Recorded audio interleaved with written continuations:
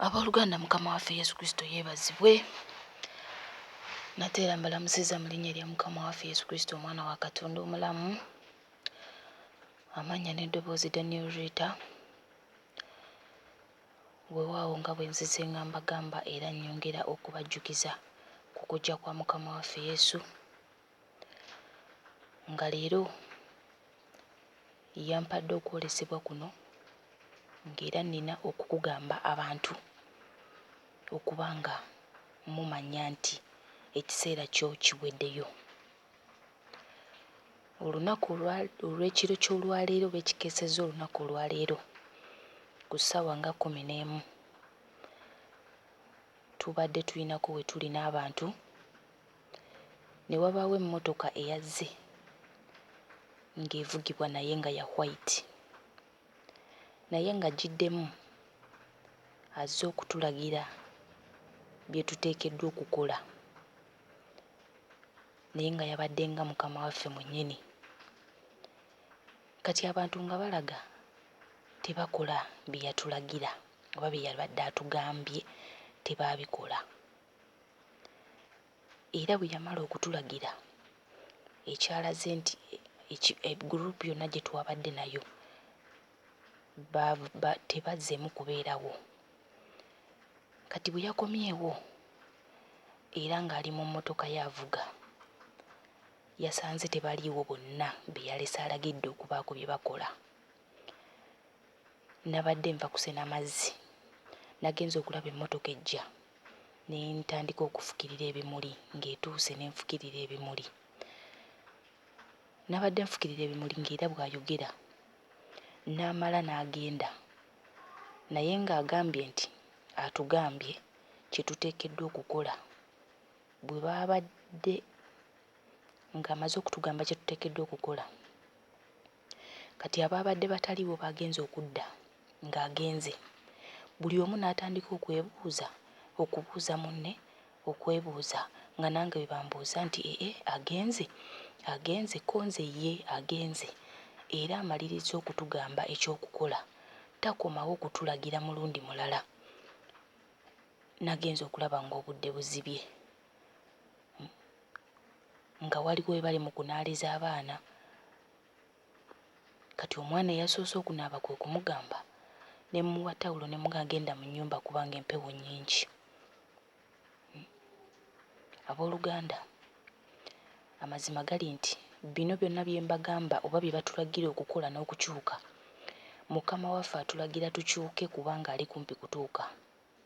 Wagenda tuuka ekiseera wabeere nga omuntu tukyasobola kubaako ky'owulira kirina gye kiva, kubanga ke kano akaseera k'atuwadde okuba ng'ayogera naffe. Bannange abooluganda, tuwulire, tutereere, tukole Katonda ky'ayagala, kubanga Mukama by'atwagaza okukyusa bingi, by'atulagira okukola bingi, naye bannange twetaaga okukyuka, okuleka amakubo amabi, okuleka Katonda by'atayagala. Omulokole, tuula wansi, bw'oba oli mu ssaala yo gamba Mukama nti Mukama nsobozesa, Omwoyo Mutukuvu nnyamba nkebere nga by'oyagala bwe biri bwe mba mbikola. Mukama ajja kutandika, Omwoyo Mutukuvu ajja kutandika okukubikkulira buli ekiri mu bulamu bwo ekikyamu ky'atayagala oba ekitateekeddwa kubeera mu bulamu bwo, kubanga ffenna tunenyezebwa naye tetunenyezebwa bintu bye bimu. Omusango gusinga nze gwe guyinza obutakusinga, oba ekibi kye ntambuliramu oyinza okuba gwe si ky'otambuliramu. So twetaaga okwebuuza ku Mwoyo Mutukuvu n'okumumanyisa ekituufu kye tutokola ki, n'okutumanyisa ekituufu kye tuteekeddwa okukola. Tuleme okubula, wabula tukole Katonda by'ayagala, asange nga tuteredde, kubanga agezezzaako okutugamba okukyuka mu ngeri yonna. Naye ensi ekyagaanye, tunyumiddwa ebintu by'ensi, tunyumiddwa embeera y'ensi, tusanyukira bugagga bwansi. Naye Mukama waffe twerabidde nti waliwo ekiseera eky'okukuba ebiwoobe buli omu olw'obutali butuukirivu bwo n'amakubo go. Nga bwe mbagambye, bwe yamaze okutulagira yagenze ng'alaga nti takomawo mulundi mulala, kuba bwe yabadde alagidde yasanze tebakoze ate nga n'okubeerawo tebaliiwo. So mbasaba abooluganda tukyuke tukole Katonda by'ayagala kubanga byatuwagaza bingi. Omulokole ng'oyimuse ku makya, fuba okulaba ng'oteeka Mukama okutandika olunaku lwo kubanga Mukama waffe Yesu atugamba nti bwe tutasaba ku makya tosobola kusaba lwaggulu n'olowooza nti watandise naye.